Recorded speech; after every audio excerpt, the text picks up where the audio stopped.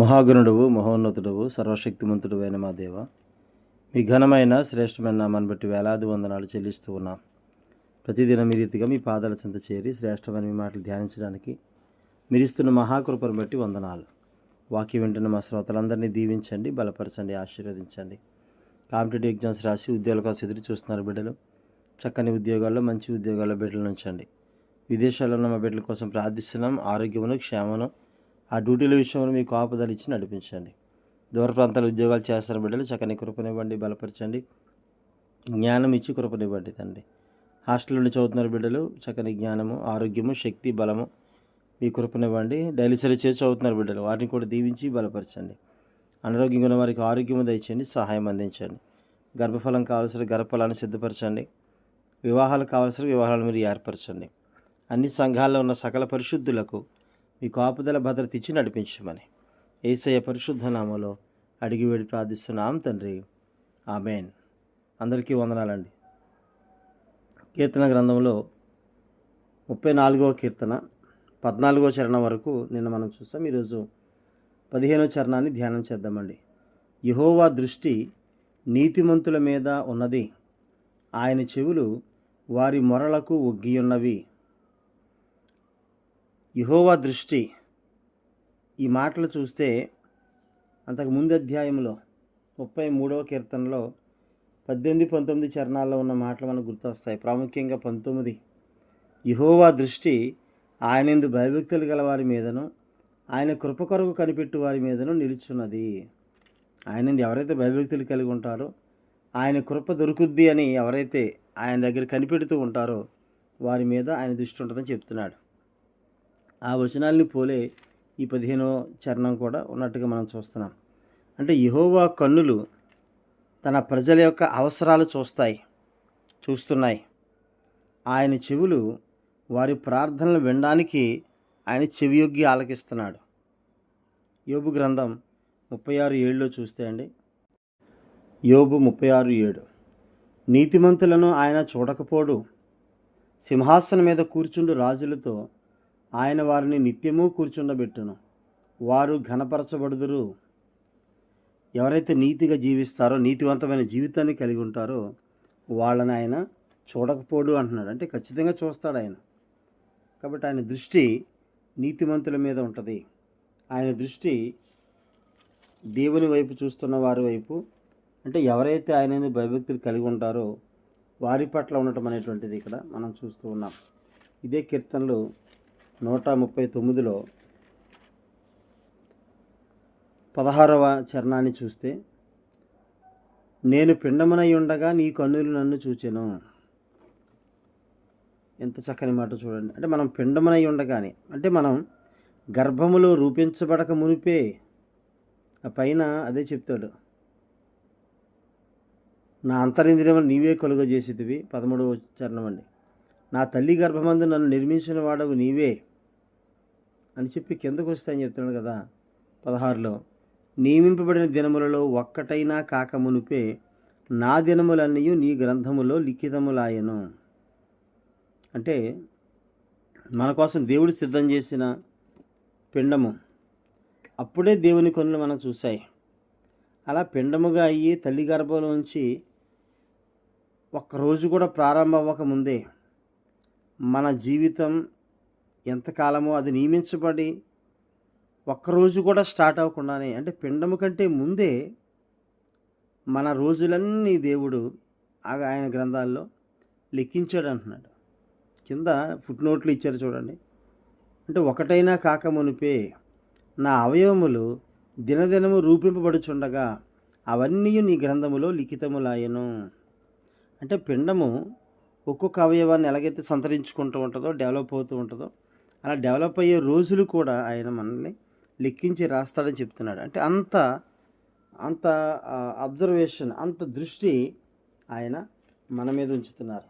అలాగే 130వ కీర్తన 2వ చరణం అండి, ప్రభువా నా ప్రార్థన ఆలకింపుము, నీ చెవి యొగ్గి నా ఆర్తధ్వని వినుము. నా ప్రార్థన ఆలకించుమని కీర్తనకారుడు చెబుతున్నాడు. అలాగే నీ చెవి యొగ్గిన ఆర్తధ్వని విను అని కీర్తనకారుడు తెలియజేస్తూ ఉన్నాడు.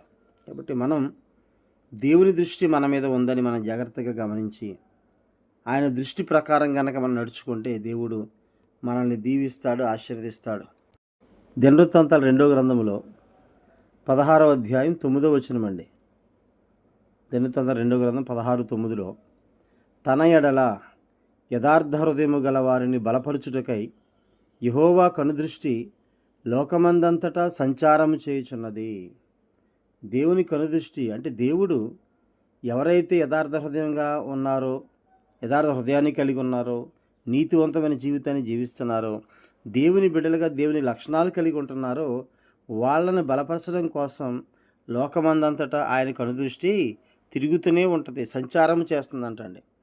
అంటే ఎవరైతే యథార్థంగా ఉంటారో వాళ్ళని బలపరచడం కోసం ఆయన నిరంతరము కూడా తన కనుదృష్టిని లోకమందంతటా చూస్తున్నాడు. ఆయన నిర్గమకాండంలో కూడా 2వ అధ్యాయంలో 24-25 వచనాలు చూస్తే అండి, నిర్గమకాండం 2:24-25 కాగా దేవుడు వారి మూలుగును విని అబ్రహాము, ఇస్సాకు, యాకోబులతో తాను చేసిన నిబంధనను జ్ఞాపకము చేసుకొనెను.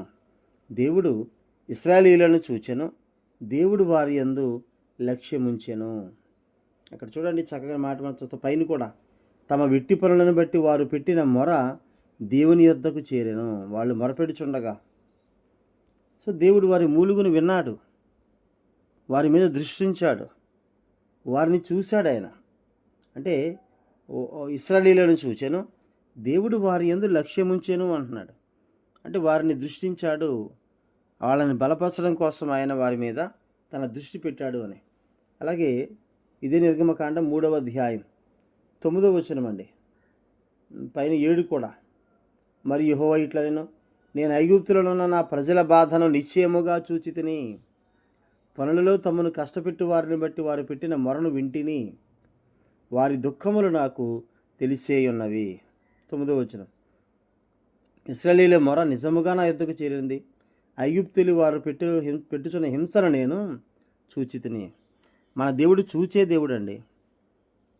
ఎంత బాధపడుతున్నామో, ఎంత వేదన పడుతున్నామో, ఒకవేళ మనుషులు పక్క మనిషి ఎవరికి తెలియకపోయినా, సొంత ఇంట్లో వాళ్ళకే ఒకవేళ మన బాధ తెలియకపోయినా, ఆ బాధను ఎరిగిన దేవుడు, బాధను గుర్తించిన దేవుడు, బాధను చూస్తున్న దేవుడు, హృదయంలో నలిగిపోతున్న మనోవేదనను కూడా గుర్తించగలిగి దాన్ని సరిచేయగలిగిన గొప్ప దేవుడు మన దేవుడు.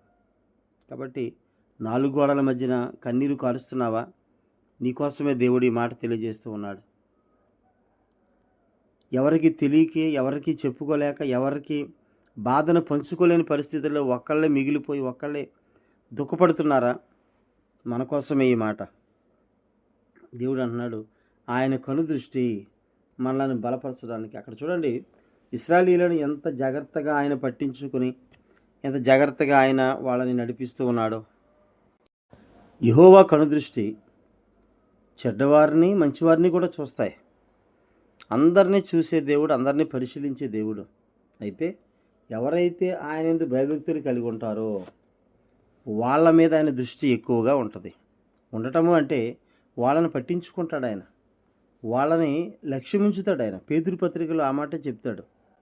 పేతురు మొదటి పత్రిక 5:7లో చూస్తే అండి, 5:7 ఆయన మిమ్మల్ని గూర్చి చింతించుచున్నాడు గనుక మీ చింత యావత్తు ఆయన మీద వేయుడి. చింతించుచున్నాడు అంటే బాధపడుతున్నాడు, దుఃఖపడుతున్నాడని కాదండి. కింద ఫుట్ నోట్లు ఇచ్చాడు, లక్ష్యము చేయుచున్నాడు అంటే నిన్ను పట్టించుకుంటున్నాడు. దేవుడు మిమ్మును గూర్చి పట్టించుకుంటున్నాడు. కాబట్టి దేవుడే పట్టించుకుంటున్నాడు అంటే మనం ఎంత ధన్యులం నిజంగా. కాబట్టి ఆయన దృష్టి మన మీద నుంచి ఆయన తొలగింపనీయడు. ఆ మాటే ఇక్కడ మనం చూస్తున్నాం. యెహోవా దృష్టి నీతిగా జీవించే వాళ్ళ మీద, యెహోవా యందు యథార్థమైన భక్తి కలిగిన వాళ్ళ మీద ఉంటుంది అంటున్నాడు. ఆయన చెవులు వారి మొర్రలకు ఒగ్గి ఉన్నవి. మన ప్రార్థన దేవుడు తప్పనిసరిగా వింటాడు. నీతివంతమైన జీవితం జీవిస్తుంటే ఆయన దృష్టి నిరంతరం మన మీద ఉంటుంది. మనల్ని కాపాడడానికి, తప్పించడానికి, రక్షించడానికి. మనం ఎక్కడున్నా మనల్ని ఆయన చూస్తాడు, పట్టించుకుంటాడు, మనల్ని ఆయన లక్ష్యం చేస్తాడు. మనకు కావలసినటువంటి సహాయాన్ని దేవుడు అందిస్తాడు. తప్పనిసరిగా ఆయన మనకు విడుదలిస్తాడు, సమస్యల నుంచి విడుదలిచ్చి నడిపిస్తాడు. కాబట్టి ఆయన మీద ఆనుకుందాం, ఆయన మీద ఆధారపడదాం. దేవుడు తన మాటలు దీవించును గాక. ఆమేన్. అందరికీ వందనాలండి.